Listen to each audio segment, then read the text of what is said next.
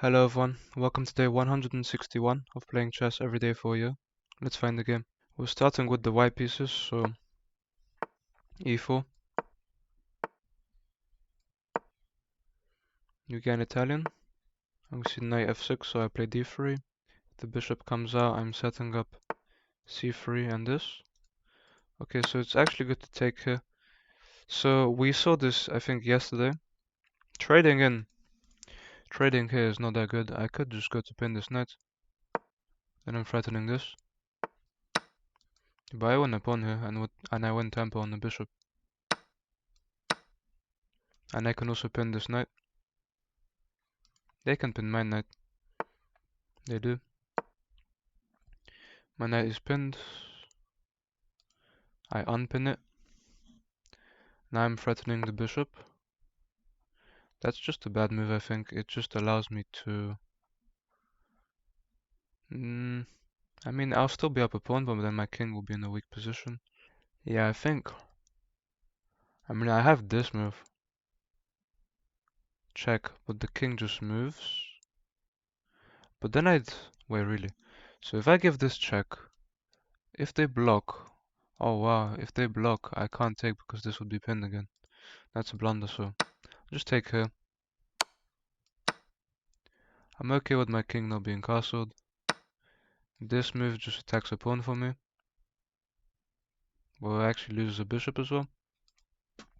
I can just go rook e1. They could castle now. I mean, they just give me a check, so I'm happy with that. And if they block with the bishop, I can push. Or even just attack the knight and then threaten the bishop. Could go after that knight. I think the most important thing here is to... I think developing is good. I mean, I'll play c4 first, just fighting for space. My king's on the light square, so my king is relatively safe against the dark squared bishop. This is actually just hanging now. This weakness is very good for me. I need to bring my knight, open up my bishop, and then bring my other rook. They take the free pawn, which is okay. Could come in here, but then they just go here. I'll just develop. This bishop's very weak. I can attack it. I should have played probably b3, a3. b3, bishop a3 much earlier, but it's okay. Yeah, I think I will go for b3, bishop a3. That looks like an annoying move, but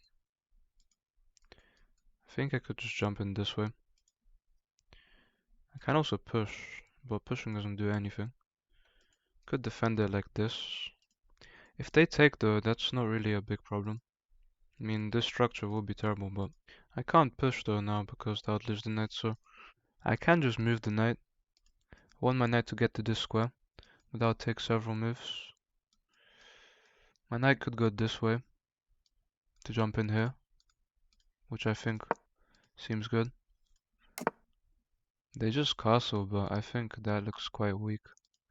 Jumping in here gives me this square, which would give me a fork, put pressure on this, and in general be...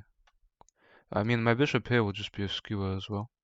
I can just throw this pawn forward to move the bishop, which seems good. I think I'll just go for this first. Puts a lot of pressure on the position. If the bishop moves, this would hang. If the bishop goes here, I have this.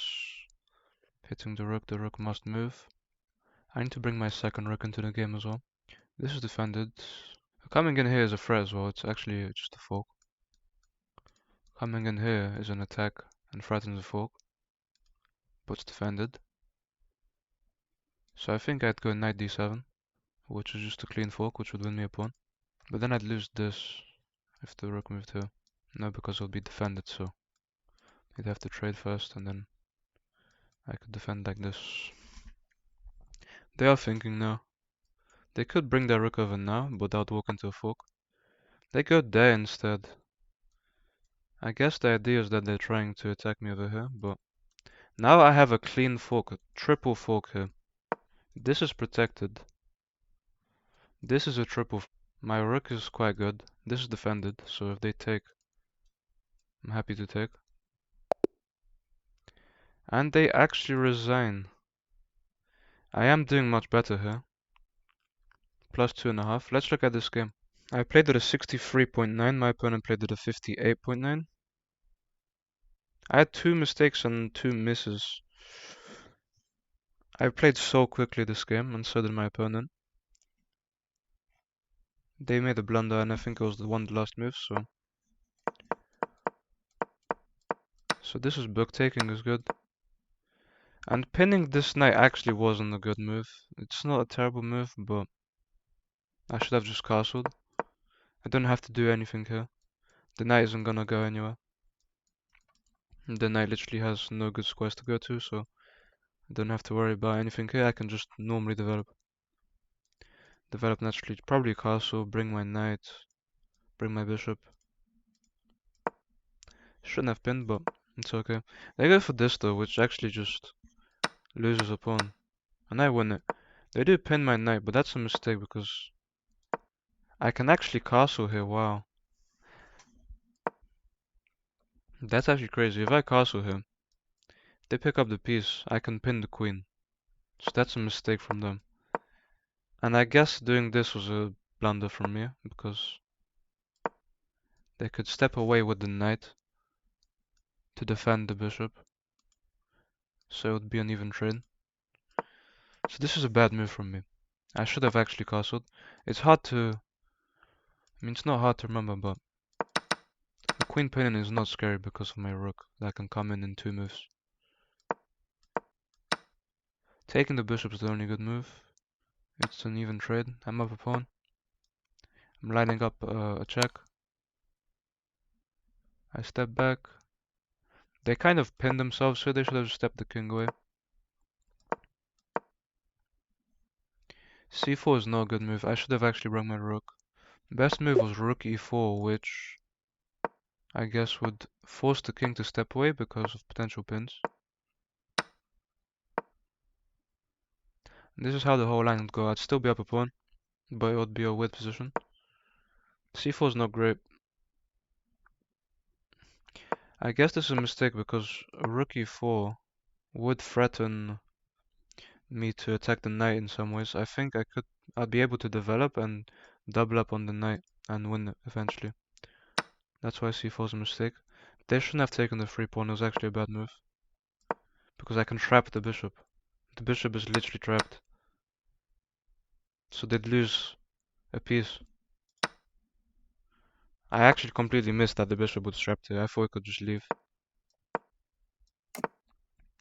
And this is a blunder. I can win a bishop, which I actually didn't see at all. I thought this would just give up a pawn. What happens if they take? I have rook takes knight, then I would be hanging. And I'd be coming in to pick up more material. And if d4 and they go back, this actually traps the bishop completely. But then the bishop would have this square, no? But I guess the point is that the knight would hang, so... Yeah, castling here did look very weird. Very weak. So I lose my entire advantage because I missed I can trap the bishop, which I honestly just did not see.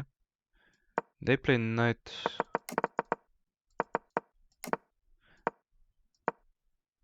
They play rook a to b8 though, which actually just walks into a fork. And that's why I play and my opponent resigns, so... Their best move here would be... The best move here looks like it would be to... Knight f5 would be the best move. Knight f5 would be the best move, seriously. Why? I mean, they'd still have pressure on my position, so... Moving the knight away, or I guess to...